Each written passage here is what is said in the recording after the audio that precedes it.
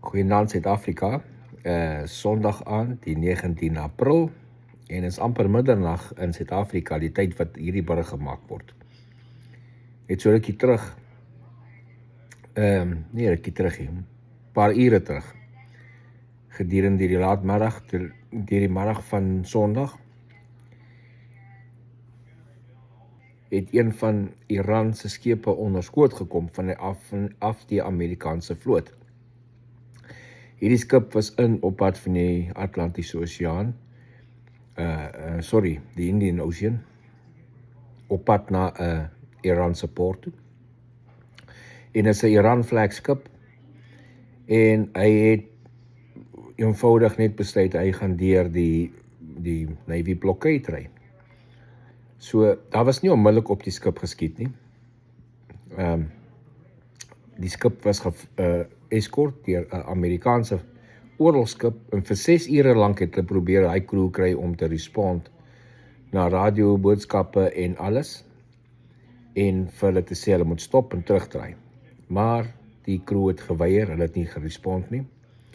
Na 6 ure, toe hulle nou by die punt kom wat hulle by die blokkade is, of deur die blokkade gaan, het die Amerikaners vir hulle laaste waarskuwing gegee, en toe skiet hulle 'n paar skote op die skip. Eers 'n paar waarskuwingsskote oor die bel geskiet. En skip het nog steeds bly ry. Toe stuur hulle vir hulle waarskuwing dat hulle engine room moet wykheid, want hulle gaan goed in die engine room inskiet om hy skip sy engine te stop. En nog steeds bly die skip ry. Toe skiet hulle 'n paar skote wat die skip tref, en toe stuur hulle die Marines uit om die skip te intercept. Die Marines het op die dek geland, hulle het die skip oorgeneem, en die skip is nou onder beheer van die Amerikaanse vloot.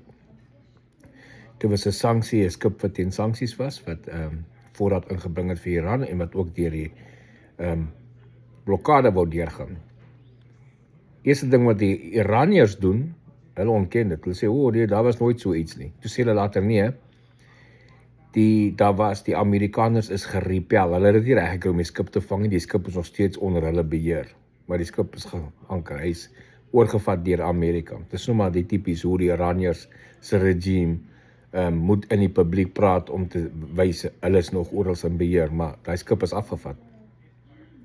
Nou in maandag aand in Pakistan tyd is daar nou 'n tyd gemaak vir samesprekings tussen die twee lande, en die Iranse regime het besluit, nee, hulle gaan nie opdaag nie.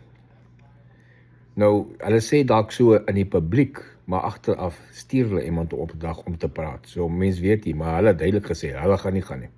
Dit het hulle openbaar gemaak.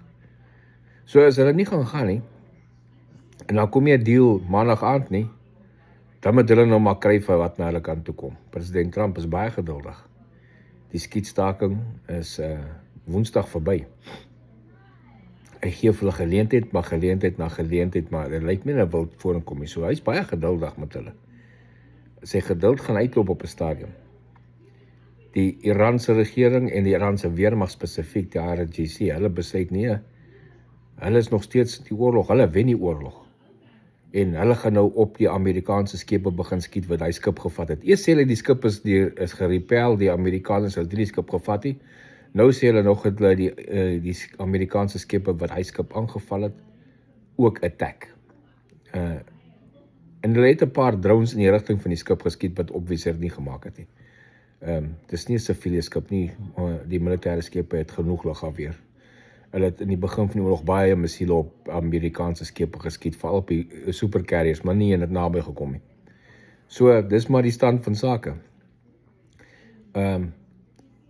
Later vanaand as ek gaan slaap, môreoggend as ek wakker word, is daar 'n groot eskalasie in die gang, wat nou sal gebeur terwyl ek slaap. So, as iets gebeur, ek sê julle optel in die oggend wat aangaan, maar dis die stand van sake, en hierdie ding kan baie vinnig eskaleer. Baie vinnig.